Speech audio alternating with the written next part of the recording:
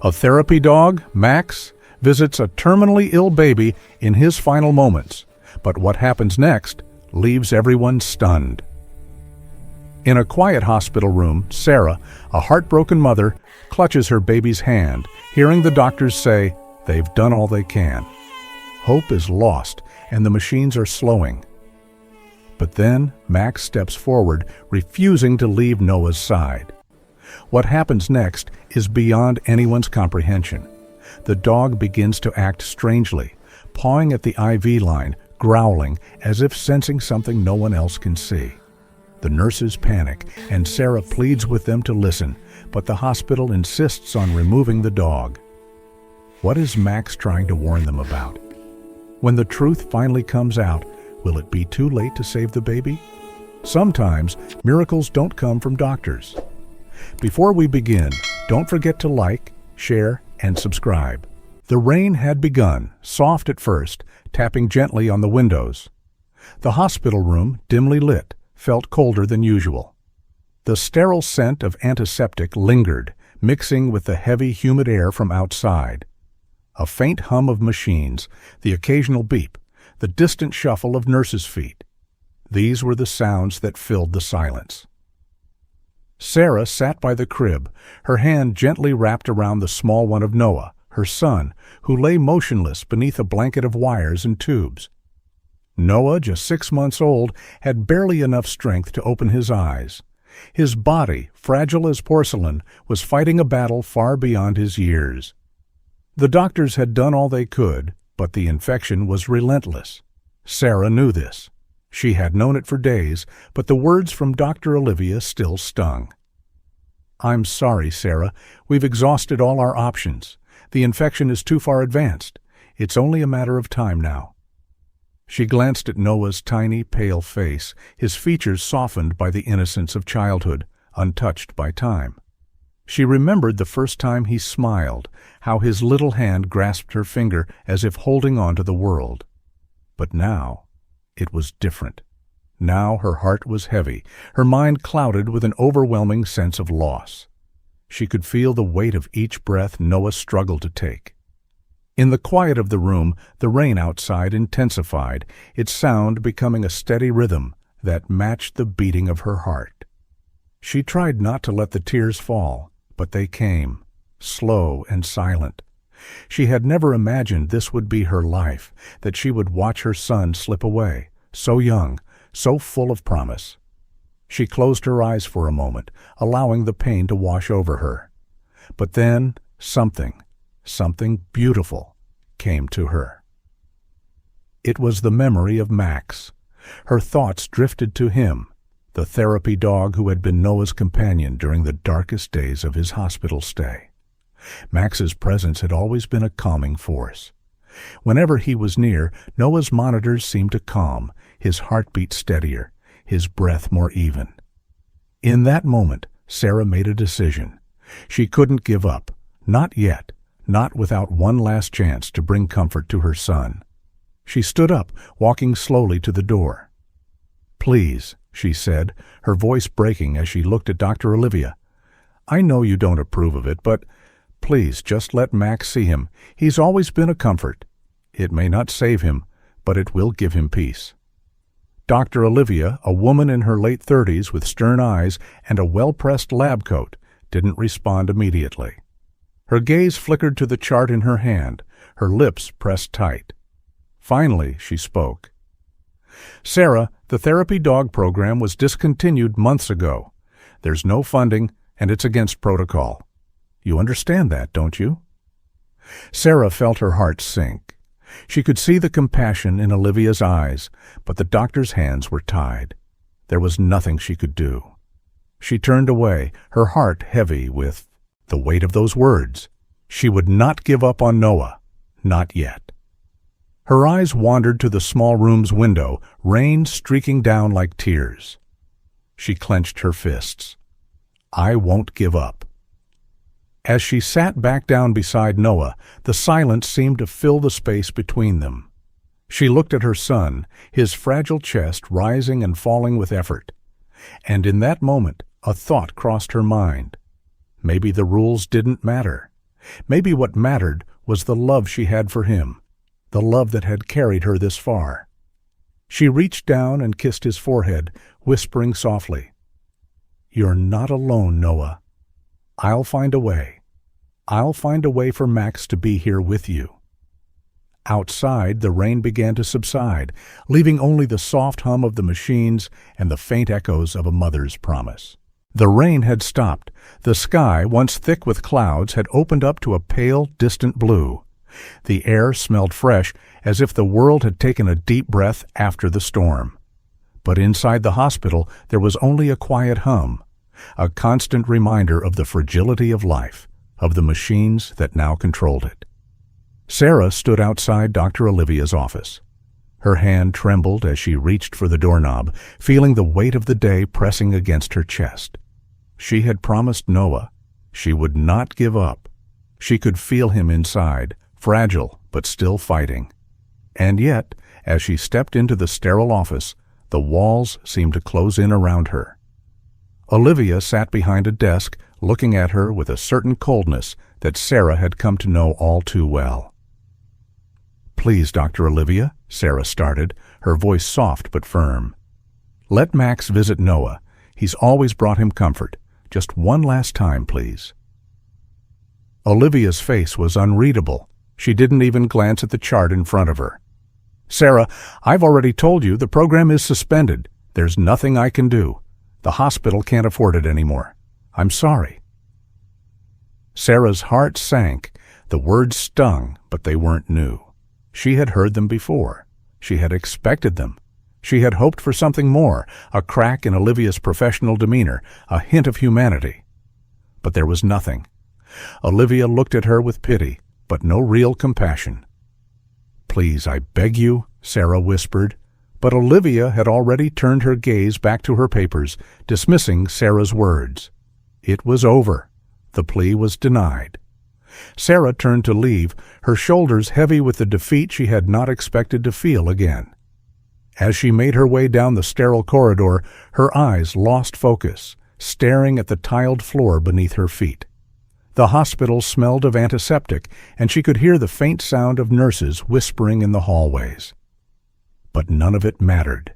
Nothing mattered except Noah. And then, from behind her, she heard a voice, soft, almost hesitant, but full of warmth. "Sarah?" She turned to find Lisa, the young nurse who had been caring for Noah since the beginning.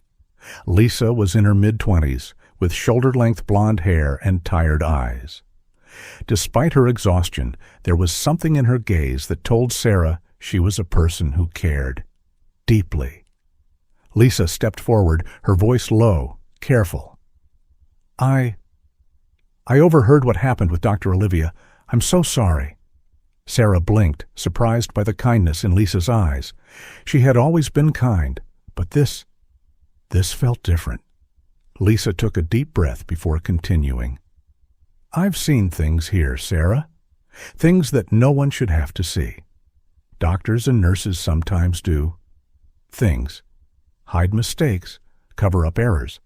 I'm not proud of it, but I've been here long enough to know the system's flaws." Sarah's heart raced. This wasn't just sympathy. This was something else, something real. "I've been looking for a way to help you," Lisa said, her voice barely above a whisper. "I know someone who might. His name is Owen. He's a dog trainer. He works with therapy dogs. I can help you contact him." Sarah's breath caught. "You can't be serious. If anyone finds out—" "I won't let anyone find out," Lisa said firmly.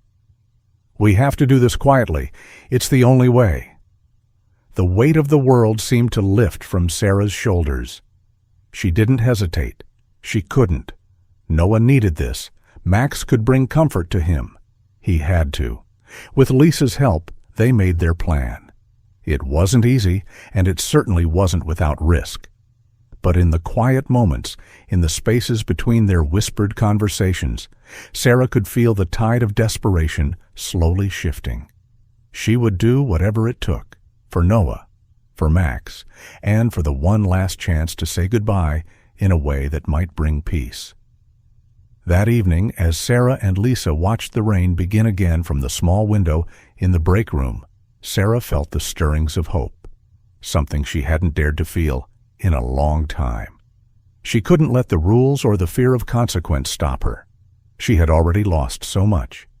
But she still had one thing left to fight for. She looked at Lisa, the quiet ally in the midst of it all. "Thank you," Sarah whispered. "I won't forget this." Lisa gave her a small, knowing smile. "You won't have to."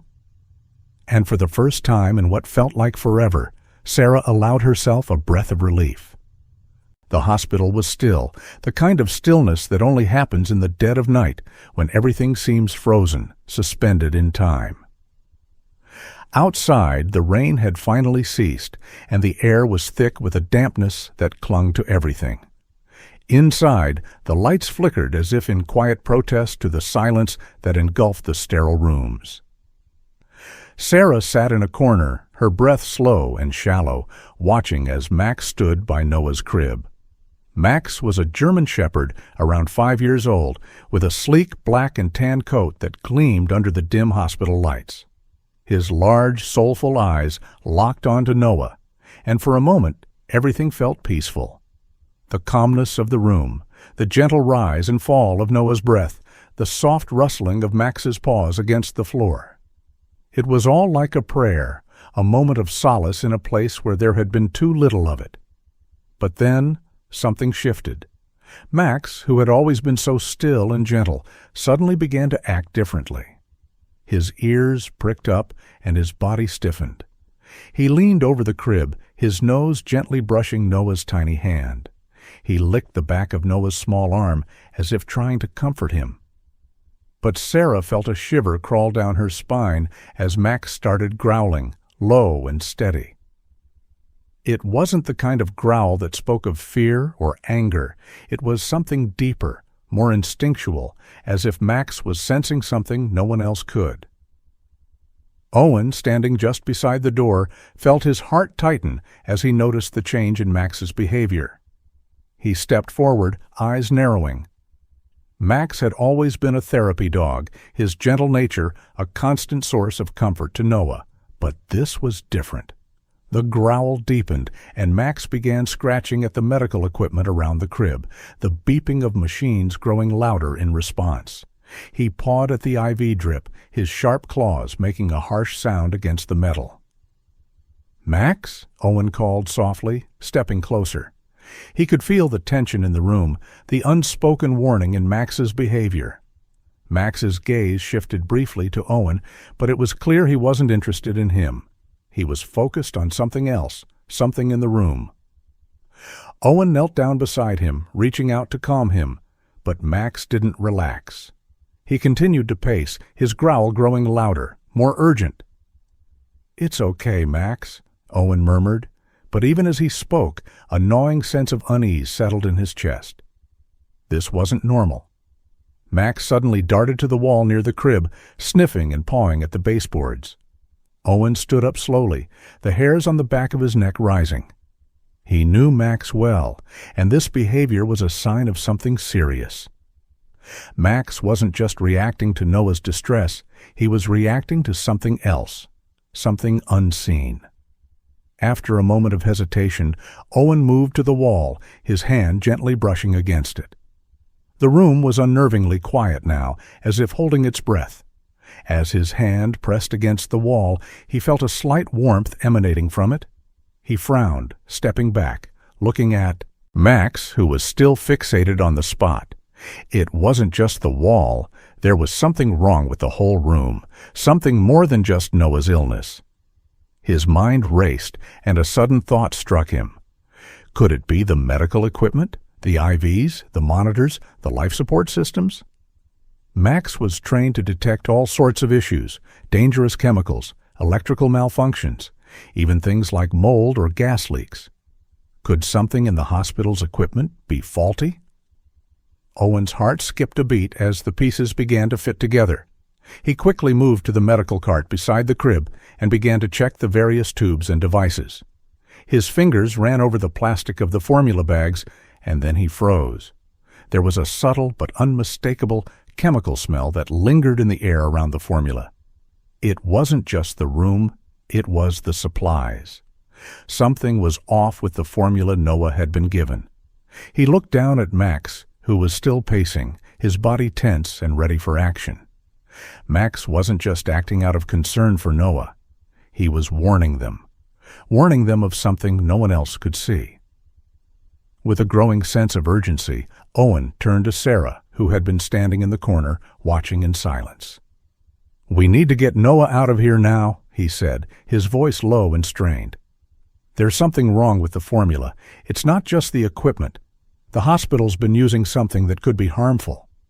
Sarah's eyes widened, her heart pounding. She had thought the worst was already happening, that she had already lost everything, but now, in that small, flickering hospital room, another danger, something unseen, something hidden, was lurking. Max continued to pace, his growl now barely audible, but still a constant reminder of the danger that was unfolding around them. Owen could only stand there for a moment, his mind racing. Was this the reason Noah's condition had worsened so suddenly? Was it the hospital's negligence that had brought them here? As he looked at Sarah, her face pale with fear, he made a promise in his heart. He wouldn't let this go unnoticed. He couldn't, not after everything they had already been through. The hospital halls were quiet, save for the soft hum of machines and the faint shuffle of feet echoing against cold linoleum floors. Outside, the weather had turned once again, dark clouds gathering on the horizon, as if reflecting the storm that was brewing inside Sarah's heart. The air was thick with tension, quiet but heavy, like the stillness before a downpour.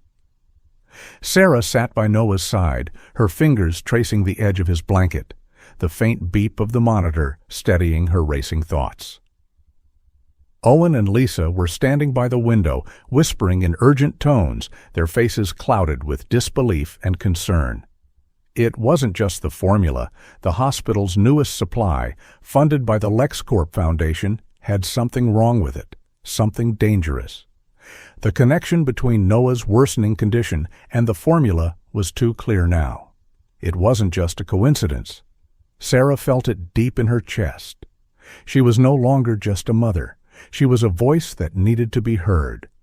Lisa, a nurse in her mid-30s, had always carried a quiet wisdom with her, a grace that came from years of tending to the most fragile lives. She wore the standard hospital scrubs, blue, faded at the elbows, with a name tag that read, Lisa. Her brown hair was pulled back in a simple ponytail, her face showing the tired resilience of someone who had seen too much pain, yet still managed to care with all her heart. She had known something was off the moment she began handling the new formula. The signs were there, too many children showing the same symptoms, too many questions that the hospital seemed unwilling to answer. And so, with a deep sigh, Lisa stepped forward to help Sarah. Her voice was low but firm, filled with an unspoken promise to do what she could to uncover the truth. "Sarah," Lisa said, her hand on the woman's shoulder, "we have to do something. This isn't just Noah. There are other kids. If we stay silent, we're complicit. I'll help you, but you have to be ready for what comes next." Sarah nodded, her chest tightening. She had always been the kind of person to stay in the background, to let others make the noise, but now the silence was suffocating. It was no longer just about Noah's life. It was about the lives of all the children in this hospital, the innocent, the vulnerable. She couldn't remain passive anymore, not when she knew the truth. Later that night, after the hospital had quieted, Sarah found herself alone in the room, with Max lying at Noah's feet, his head resting against the bed. She pulled out her phone, her fingers trembling as she navigated to the video she had filmed of Max's warning. The dog's unusual behavior, the frantic way he had alerted them to the danger, was still fresh in her mind. It had been too real to ignore. Her heart pounded in her chest as she uploaded the video. As soon as it was online, she could feel the weight of what she had done. This wasn't just a cry for help. It was an act of defiance. The video was a raw, unfiltered truth, one that could no longer be swept under the rug. She pressed share and watched as the video began to spread, her heart sinking with every passing second. The next morning, the response was overwhelming. Sarah's phone buzzed incessantly, messages of support and outrage from strangers and family alike. The video quickly went viral, and before long, the hospital had been flooded with inquiries. Parents from all over, many of whom had children in the same ward, began to speak out. The pressure mounted, and Sarah felt a strange sense of strength bubbling up inside her. For the first time since Noah had been admitted, she felt like she was doing something, anything, to change the course of this nightmare. But the hospital wasn't ready to admit defeat. They issued a statement, carefully crafted, claiming that there was no evidence linking the formula to the children's health issues. They denied the allegations, blaming external factors and assuring the public that the situation was under control. But the damage had already been done. The public outrage was palpable, and soon the media had caught wind of the story. They began to investigate, and the hospital's polished facade was starting to crack. Owen, standing beside Sarah, looked at her with a quiet admiration. "You've done it," he said, his voice low but steady. "Now we just have to hold on and keep pushing." Sarah's eyes filled with tears, but they weren't tears of defeat. They were tears of resolve, of the recognition that she had finally found her voice. She had stood up for her son, for all the children in that hospital. And for the first time in a long while, she felt like she was winning. Max, still lying by Noah's side, lifted his head and gave Sarah a soft, comforting look. His amber eyes shone with understanding, as if to say, "We've come this far together. Now we fight." A sense of calm washed over Sarah.